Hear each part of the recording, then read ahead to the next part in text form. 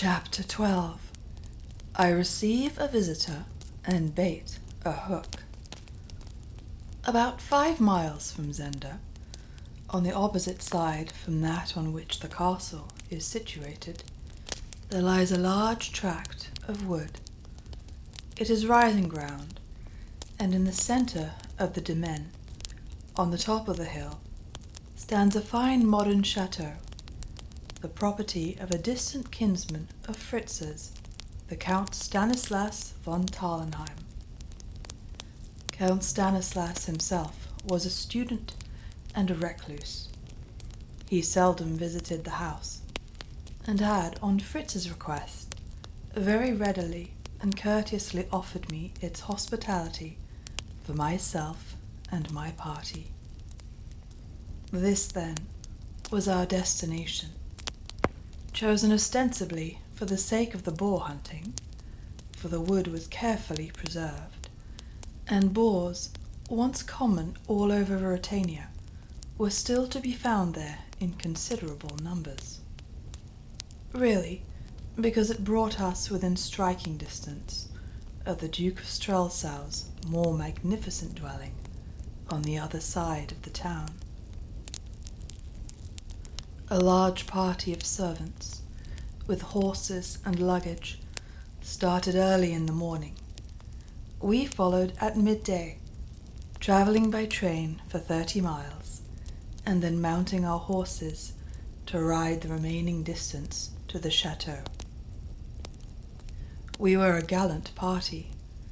Besides Sapt and Fritz, I was accompanied by 10 gentlemen. Every one of them had been carefully chosen, and no less carefully sounded, by my 2 friends, and all were devotedly attached to the person of the king. They were told a part of the truth. The attempt on my life in the summer house was revealed to them as a spur to their loyalty and an incitement against Michael. They were also informed that a friend of the king's was suspected to be forcibly confined within the castle of Zenda. His rescue was one of the objects of the expedition, but it was added the king's main desire was to carry into effect certain steps against his treacherous brother, as to the precise nature of which they could not at present be further enlightened. Enough that the king commanded their services, and would rely on their devotion when occasion arose to call for it. Young, well-bred, brave, and loyal, they asked no more. They were ready to prove their dutiful obedience, and prayed for a fight as the best and a most exhilarating mode of showing it. Thus the scene was shifted from Strelsau to the chateau of Tarlenheim and castle of Zenda, which frowned at us across the valley. I tried to shift my thoughts also, to forget my love, and to bend all my energies to the task before me. It was to get the king out of the castle alive. Force was useless. In some trick lay the chance, and I had already an inkling of what we must do. But I was terribly hampered by the publicity which attended my movements. Michael must know by now of my expedition, and I knew Michael too well to suppose that his eyes would be blinded by the feint of the boar hunt. He would understand very well what the real quarry was. That, however, must be risked, that and all it might mean. For Sapt, no less than myself, recognized that the present state of things had become unendurable, and there was one thing that I dared to calculate on. Not, as I know now, without warrant. It was this, that Black Michael would not believe that I meant well by the king. He could not appreciate, I will not say an honest man, for the thoughts of my own heart have been revealed, but a man acting honestly. He saw my opportunity as I had seen it, as Sapt had seen it. He knew the princess, nay, and I declare that a sneaking sort of pity for him invaded me. In his way he loved her. He would think that Sapt and Fritz could be bribed, so the bribe was large enough. Thinking thus, would he kill the king, my rival and my danger? Aye, verily, that he would, with as little compunction as he would kill a rat. But he would kill Rudolf Rassendyll first, if he could, and nothing but the certainty of being utterly damned by the release of the king alive and his restoration to the throne would drive him to throw away the trump card which he held in reserve to balk the supposed game of the impudent impostor Rassendyll. Musing on all this as I rode along, I took courage. Michael knew of my coming, sure enough. I had not been in the house an hour when an imposing embassy arrived from him.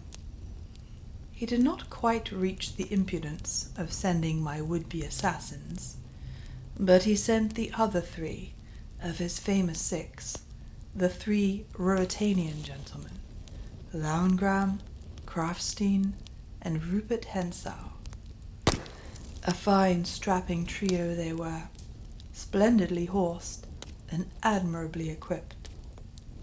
Young Rupert, who looked a daredevil, and could not have been more than 22 or 23, took the lead, and made us the neatest speech, wherein my devoted subject and loving brother Michael of Strelsau prayed me to pardon him for not paying his addresses in person, and further for not putting his castle at my disposal.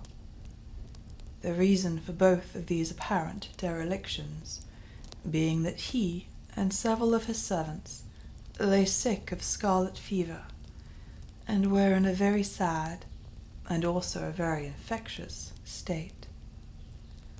So declared young Rupert, with an insolent smile on his curling upper lip, and a toss of his thick hair. He was a handsome villain, and the gossip ran that many a lady had troubled her heart for him already. "If my brother has scarlet fever," said I, "he is nearer my complexion than he is wont to be, my lord. I trust he does not suffer?" "He is able to attend to his affairs, sire." "I hope all beneath your roof are not sick. What of my good friends, de Gauthier, Bersonin, and Detchard? I heard the last had suffered a hurt." Lauengram and Krafstein looked glum and uneasy, but young Rupert's smile grew broader. "He hopes soon to find a medicine for it, sire," he answered. And I burst out laughing, for I knew what medicine Detchard longed for. It is called revenge. "You will dine with us, gentlemen?" I asked. Young Rupert was profuse in apologies. They had urgent duties at the castle.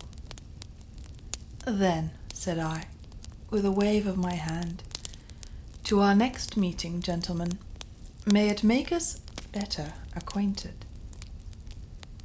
"We will pray your majesty for an early opportunity," quoth Rupert airily, and he strode past Sapt with such jeering scorn on his face that I saw the old fellow clench his fist and scowl black as night. For my part, if a man must needs be a knave, I would have him a debonair knave, and I liked Rupert Hentzau better than his long-faced, close-eyed companions. It makes your sin no worse, as I conceive, to do it à la mode and stylishly. Now it was a curious thing that, on this first night, instead of eating the excellent dinner my cooks had prepared for me, I must needs leave my gentleman to eat it alone, under Sapt's presiding care, and ride myself with Fritz to the town of Zenda, and a certain little inn that I knew of. There was little danger in the excursion. The evenings were long and light, and the road this side of Zenda well frequented. So off we rode, with a groom behind us. I muffled myself up in a big cloak. "Fritz," said I, as we entered the town, "there's an uncommonly pretty girl at this inn." "How do you know?" he asked. "Because I've been there," said I. "Since?" he began. "No, before," said I. "But they'll recognize you." "Well, of course they will. Now, don't argue, my good fellow, but listen to me.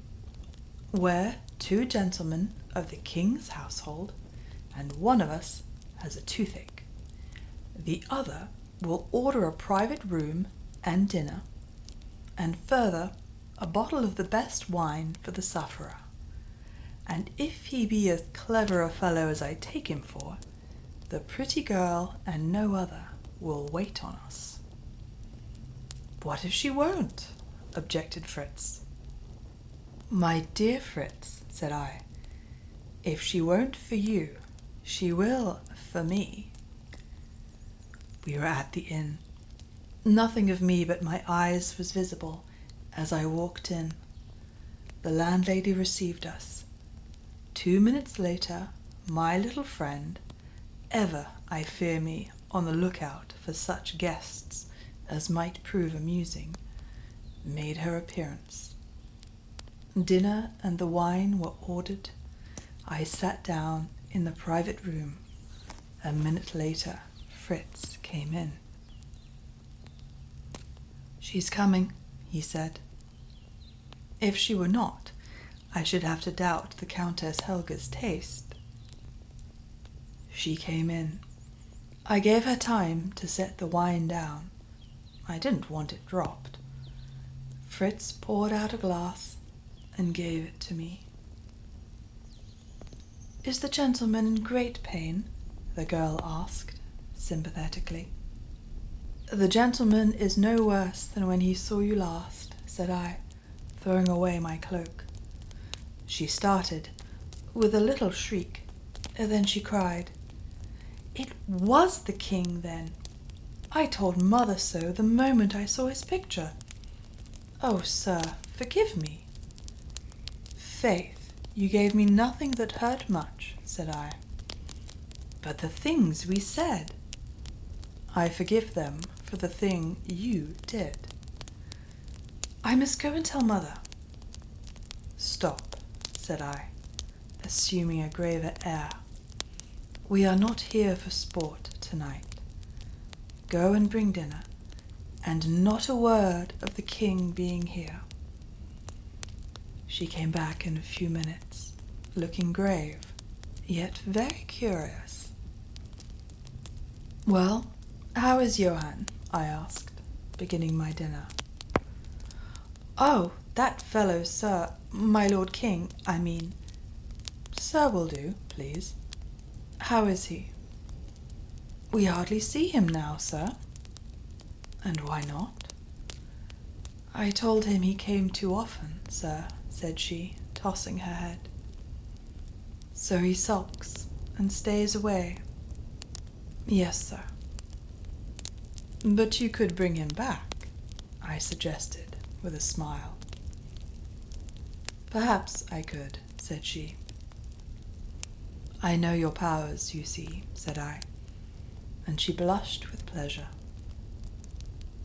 "It's not only that, sir, that keeps him away. He's very busy at the castle." But there's no shooting on now.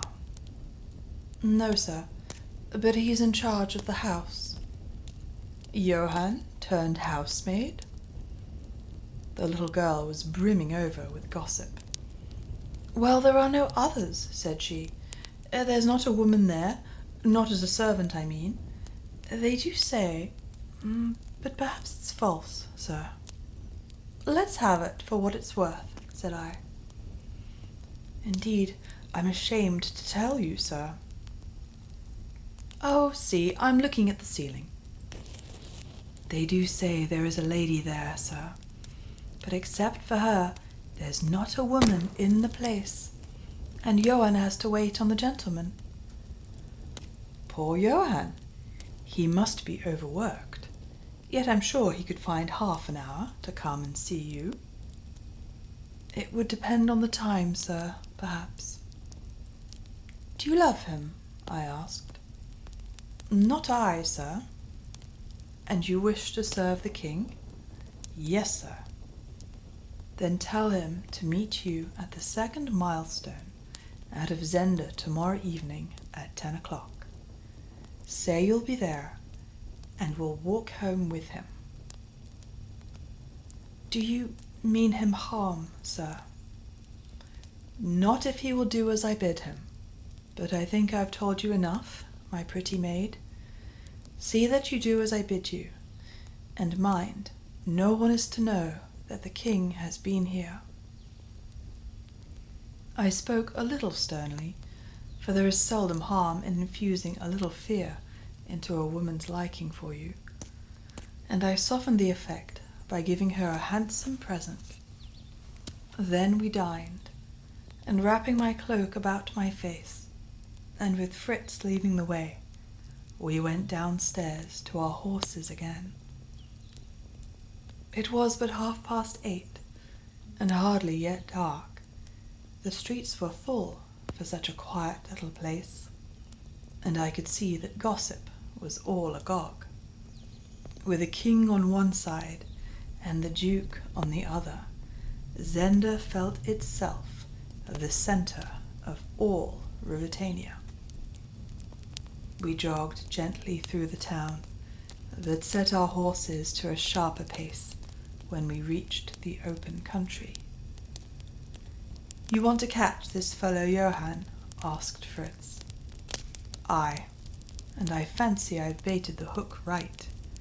Our little Delilah will bring our Samson. It is not enough, Fritz, to have no women in a house, though Brother Michael shows some wisdom there. If you want safety, you must have none within 50 miles. None nearer than Strelsau, for instance, said poor Fritz with a lovelorn sigh. We reached the avenue of the chateau, and were soon at the house. As the hoofs of our horses sounded on the gravel, Sapt rushed out to meet us. Thank God you are safe, he cried. Have you seen anything of them? Of whom? I asked, dismounting. He drew us aside, that the grooms might not hear. Lad, he said to me, you must not ride about here, unless with 6 of us. You know among our men a tall young fellow, Bernenstein by name. I knew him. He was a fine, strapping young man, almost of my height, and of light complexion. He lies in his room upstairs, with a bullet through his arm. The deuce he does! After dinner, he strolled out alone, and went a mile or so into the wood, and as he walked, he thought he saw 3 men among the trees, and one levelled a gun at him.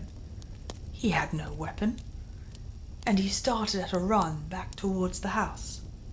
But one of them fired, and he was hit, and he had much ado to reach here before he fainted. By good luck, they feared to pursue him nearer the house. He paused and added, Lad, the bullet was meant for you. It is very likely, said I, and it's first blood to Brother Michael. I wonder which three it was, said Fritz. Well, Sapt, I said, I went out tonight for no idle purpose, as you shall hear. But there's one thing in my mind. What's that? He asked. Why this, I answered, that I shall ill requite the very great honours Ruritania has done me, if I depart from it, leaving one of those 6 alive. Neither, with the help of God, will I. And Sapt shook my hand on that.